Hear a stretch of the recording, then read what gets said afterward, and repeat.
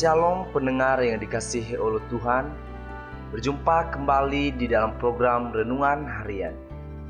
Di kesempatan kali ini kita akan mendengarkan firman Tuhan dari Efesus pasal 5 ayat 1 sampai ke 6. Sebab itu, jadilah penurut-penurut Allah, seperti anak-anak yang kekasih, dan hiduplah di dalam kasih, sebagaimana Kristus Yesus juga telah mengasihi kamu, dan telah menyerahkan dirinya untuk kita, sebagai persembahan dan korban yang harum bagi Allah.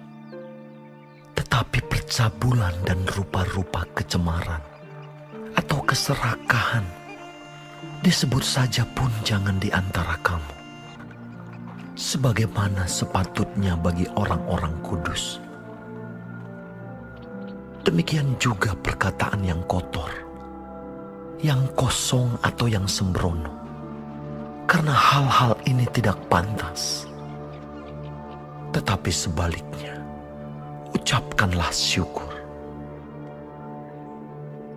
Karena ingatlah ini baik-baik, tidak ada orang sundal, orang cemar atau orang serakah.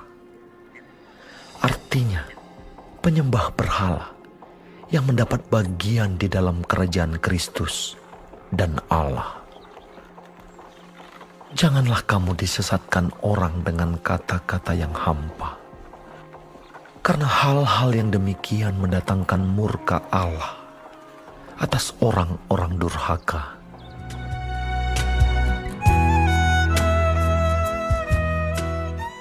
Pendengar yang dikasihi oleh Tuhan, tema renungan kita pada hari ini adalah identitas Kristen. Pendengar yang dikasihi Tuhan, apa yang kita bayangkan ketika mendengar penggemar sepak bola? Mungkin kita berpikir bahwa itu adalah sekelompok laki-laki yang dipenuhi dengan atribut tim favoritnya, sehingga sering tidur larut malam demi menonton pertandingan. Atau bagaimana dengan penggemar boyband Korea? Mungkin kita juga berpikir bahwa itu adalah sekelompok perempuan dengan aksesoris bertulisan huruf Korea, di mana kebiasaan menari dan menyanyikan lagu-lagu dalam bahasa tersebut. Semua stereotip itu bisa dikatakan sebagai identitas yang unik dan dilihat oleh orang-orang di luar kelompok tersebut. Bagaimana dengan orang Kristen? Apa yang terbayang? Mungkin sebagian kita membayangkan seperti apa yang dikatakan Paulus di bagian ini. Kehidupan yang saleh, sikap yang ramah, perbuatan baik. Memang itu kehidupan seorang Kristen yang banyak diharapkan. Namun Paulus meminta lebih dari itu.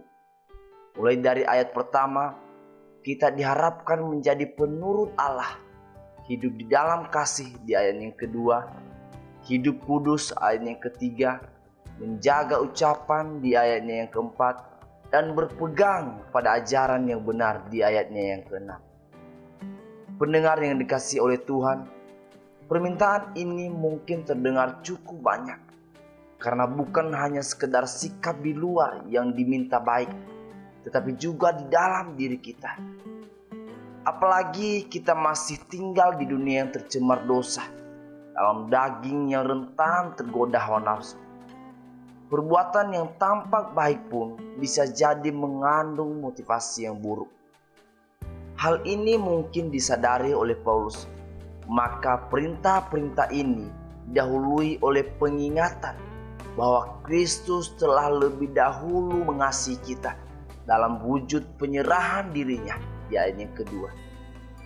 Ini yang diharapkan menjadi dasar melakukan segala perintah kemudian dan menjadi identitas kita.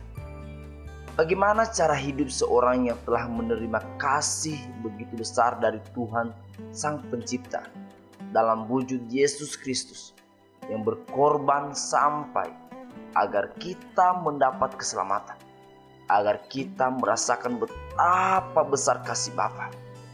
Sudahkah hidup kita mencerminkan itu? Dan biarlah Allah Roh Kudus yang menolong kita untuk semakin serupa seperti Kristus. Amin.